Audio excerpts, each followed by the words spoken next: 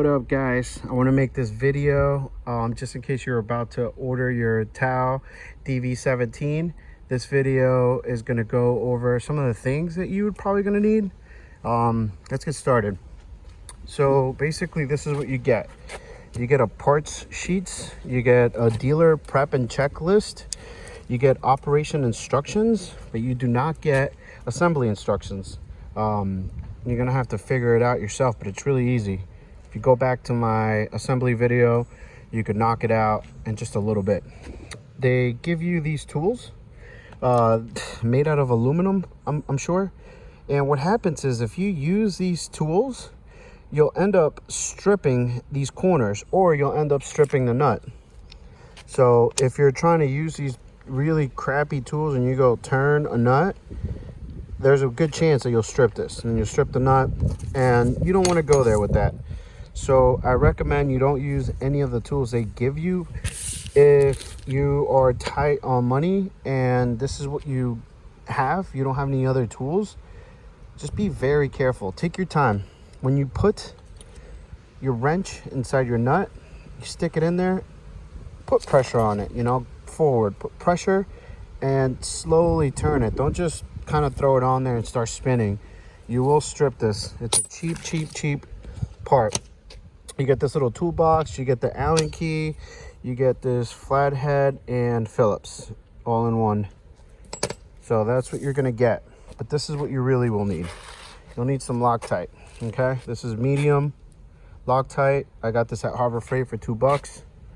You'll need a 6mm Allen key and a 12mm wrench for tightening your handlebars. So you put your handlebars on, and these are the two tools that you'll need for that. The wrench goes on the bottom of the nut, just like that.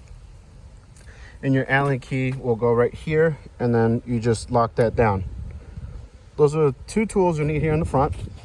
To put your shock on, you'll need a number 16 on this side and a number 17 on this side.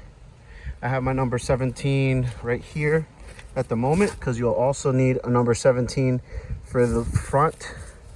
Like if you're facing the bike, the front right part of the bike, you'll need the 17, and you will need a number 14 for the left part of the bike. Okay, when you put your shock, grab your number 17,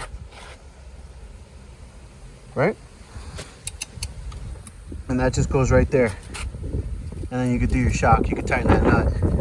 You'll need to put your shock on, you'll need to put your handlebars on, you'll need to put your front tires on, and the other thing is you'll need to put your back brake on. The brake itself just slides on, and you put this washer on there and then a pin. And then there's also part of the assembly right here. You just pop that in place, and it's just another one of these. I just did a couple loops on it so it doesn't come off. The other tool you'll need is this hooky tool. Okay, and it'll help you out tremendously. You could do it without it. You might be able to use something else to put the spring on. You might be able to use some needle nose pliers, but this is a hell of a spring. Okay, this is the best tool to use. I call it the hooky tool. It might have a different name, I don't really know, but it's really nice because you could grab onto that spring, right, and you could pull on that spring. You could pull it up. In my case, I pulled it down, so I just did the opposite. I went like that, and I pulled down the spring into place. So a lot of people have a hard time putting in the spring. Guys, get yourself this hooky tool. Harbor Freight sells these hooky tools smaller. I got this one on Amazon a long time ago. I use this for pulling wires out of walls, all kinds of stuff. This is a very useful tool. But anyways, yeah, you'll need hooky tool number 17. Let's see what we got here. You'll need number 14, I believe. 13. You'll need number 12 and number 6mm Allen key. And you'll need number 14 and 17 in the front. So this is really all you need, guys, to assemble your bike.